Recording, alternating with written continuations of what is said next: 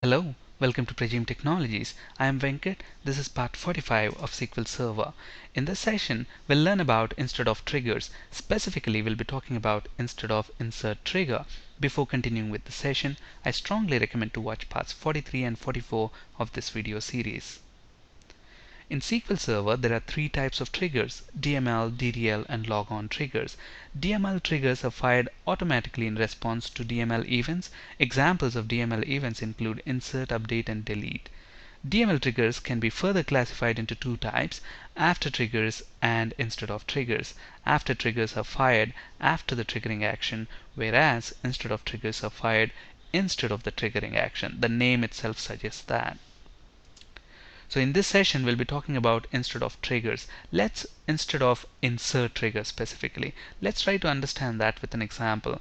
I have two tables here: TBL employee on the left hand side, which has got ID, name, gender, and department ID columns, and TBL department, which has got department ID and department name columns. Now let's say I want to create a view based on these two tables. So obviously I want the ID, name, and gender from employee table, and department name from TBL department table. So obviously, to create this view, we have to join these two tables.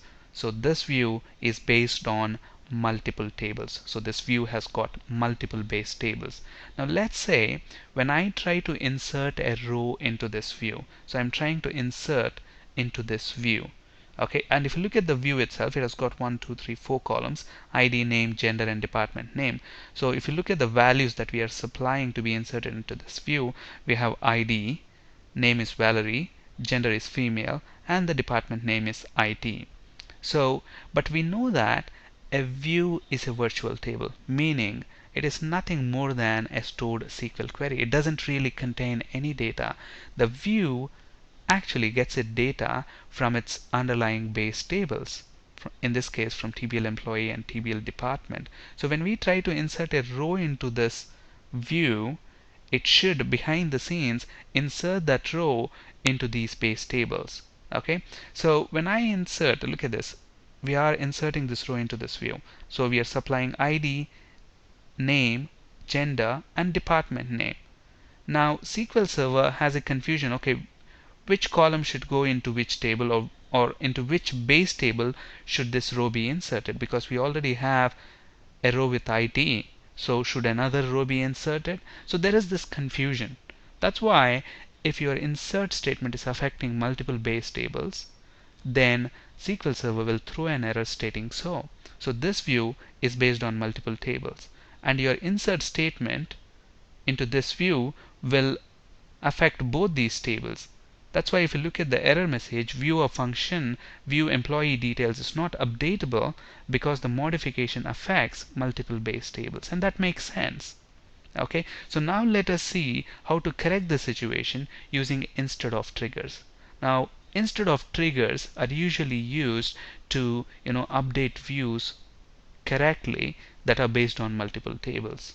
Okay, so since this view is based on multiple tables and we are trying to insert data into this view, let us see how we can make use of instead of insert trigger to correctly insert the row into the underlying base table. In this case, we need to insert this row into TBL employee table. So in order to do that, first we need to create this view. So let's create the view. So this view is based on TBL employee and TBL department tables. So we have these two tables, TBL employee and TBL department, and then we need to create a view on those tables. So create view, view name as, and what are the columns that we need in the view? ID, name, gender, and department name. So select those columns from TBL employee, join that with TBL department. On the common column between these two tables is department ID. So department ID in TBL employee, DEPT ID in TBL department table. So let's create this view now.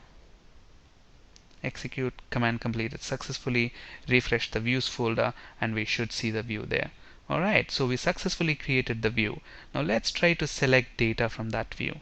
So select star from that view, press F5, you should see the data from that view: ID, name, gender, and department name. Now let's try to insert a row into this table. So obviously we are supplying the value for ID, name, gender, and department name. Let's try to execute this. Press F5. Look at this. We get the same error. Viewer function is not updatable because the modification affects multiple base tables. Okay, now let's see how to correct this view using an instead of insert trigger. So obviously we need to create an instead of insert trigger. So create trigger and give a meaningful name to the trigger. Triggers usually have a tr prefix, so tr underscore the object on which we are creating the view. Here we are creating the view on view employee details underscore for which action you are creating this trigger. We are creating this trigger for instead of insert action. Okay, we want this trigger to be fired for, instead of insert. So on this view instead of insert as begin end. Now I don't have any implementation here. First let us select what is there in inserted and deleted tables. Now we know that triggers make use of two special tables called inserted and deleted. Inserted table will contain the newly added data. Deleted table will contain deleted rows. If you are updating, then inserted table will contain the new data, whereas deleted table will contain the old data. And we have spoken about these special tables used by triggers in the previous parts 43 and 44. Okay, so let's create this trigger and see what's going to happen. Execute. Incorrect syntax. Select star. Obviously we need to specify from. The same for deleted. So let's create this trigger. Command completed successfully. Now look at this. We have an instead of trigger on this view. So obviously when you try to execute this insert statement, since there is an instead of insert trigger, instead of inserting this row into the view, it actually executes this trigger. And in this trigger you told to select the rows from inserted and deleted tables, and that's what it will do. So let's try to do that. So now we shouldn't get an error. Instead it will select the rows from inserted table and deleted table. So if you look at the inserted table, it has got the ID that you have inserted, name, gender, and the department name. But the deleted table will obviously be empty because you didn't delete any row from the view. Alright, so now let us see how to actually create an instead of insert trigger that can correctly update the underlying TBL employee base table. So obviously, what's your intention when you're executing this insert into view query? You want to insert this employee into TBL employee table. So obviously you're supplying ID, which is 7, name Valerie, gender is female, and you are supplying the name of the department because you only know the department name because you're trying to insert into view. Okay, but then behind the scenes within the trigger, what you need to do is take this department name from this table and then retrieve the department ID from TBL department table and then insert that department ID along with ID, name, and gender into TBL employee table. So let's see the trigger. So we have this trigger here. So if you look at the implementation of the trigger, so we are creating this trigger on the view instead of insert as begin. So first we are creating a variable to hold the department ID, so which is of type integer, and we are selecting the department ID from TBL department table, joining that with inserted table. And we have spoken about joins in a great detail in the previous sessions of this video series, so please check them if you are new to joins. So we are joining that with inserted table on the department name, because look at this, you have the inserted table here, and then you in the department table you have department name and department ID. So obviously you're joining this inserted table on department name and getting the department ID from TBL department. So once you have the department ID, what you need to do now is insert that into the employee table. But before that, look at this. If somebody supplies department name in this insert query as some garbage like this, now in the TBL department table we don't have a department with this name. So obviously when this trigger gets executed, department ID will be null because there is no department with that name. So obviously, if a user is trying to insert a junk department name, then we should throw an error. And to throw an error in SQL Server, so that's what is the check here. So if department ID is null, we want to raise an error. Okay, and we are using raise error function for this. So invalid department name, statement terminated. And then there are two other parameters that we are passing to this raise error function. The first one is the severity level. There are several severity levels which we'll talk about later, but we usually use 16. 16 means it is something that user can correct and resubmit their query. And the state, which is usually 1. We'll talk about raise error and exception handling in SQL Server in a later session. So if the department ID is null, throw this message, raise this error message, and then stop processing. And to indicate that, we use the return keyword. So return from here. Don't execute any further statements. Don't execute these statements. Okay, so if the department ID is valid, on the other hand, then we want to continue to insert the row into TBL employee table. So we are saying insert into TBL employee. Obviously in TBL employee we have got ID, name, gender and department ID columns. So into these columns insert the ID, name, gender and department ID. Where is this at DAPT ID? That's a variable which contains the department ID that we have got from TBL department table. So insert that into this TBL employee table. That's it. So let's create this trigger now. So instead of create, we need to specify alter because we have already created a trigger with that name. So press execute. Command completed successfully. So we now have this trigger created on that view. So obviously when we execute this insert into statement, instead of the actual insert statement, look at this, I am supplying a garbage. This department doesn't exist.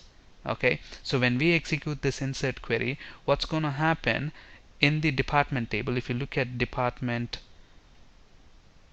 table, you only have IT, payroll, HR and admin, but in the query you are inserting a garbage. So obviously your trigger, when it tries to get the department ID from TBL department table by joining the inserted table with TBL department, it will not find a department with this name in TBL department, so DEPT ID will be null. So if that is null, then we throw this error. So let's see what happens. Do we really get that error? So let's execute this. Press F5, invalid department name, statement terminated. Okay, and obviously when you select the employee and department table, you should not have Valerie's record inserted, because what happens after raising that error? Just return, don't process anymore. So this insert statement will not be processed. Okay, but on the other hand, if we provide a valid department, so IT, I'm supplying IT as the department name, and if you look in TBL department table, IT is 1. So Valerie's record should be inserted into TBL employee table with department ID is equal to 1. So let's press F5, one row affected. So let's select data from the base table, employee and department. Look at that. Valerie is 7, her department ID is 1. 1 is nothing but IT. Okay, now let's try to select the same thing from the view. You should get that new row as well in the view. Okay, 7 Valerie female IT. So if we go back to the slides, this is exactly the trigger that we have created. Now understanding instead of insert trigger is pretty straightforward here.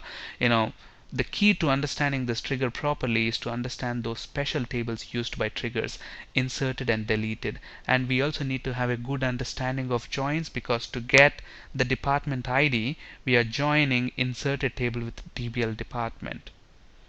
And then obviously if the user is passing in garbage in the insert query for the department name which does not exist in TBL department table, we want to raise an error, because we don't want to have a foreign key violation in between TBL employee and TBL department tables by inserting that department. I mean, obviously the department ID doesn't exist there, so we raise an error. That's it. On this slide, you can find resources for ASP.NET, C Sharp, and SQL Server interview questions. That's it for today. Thank you for listening. Have a great day.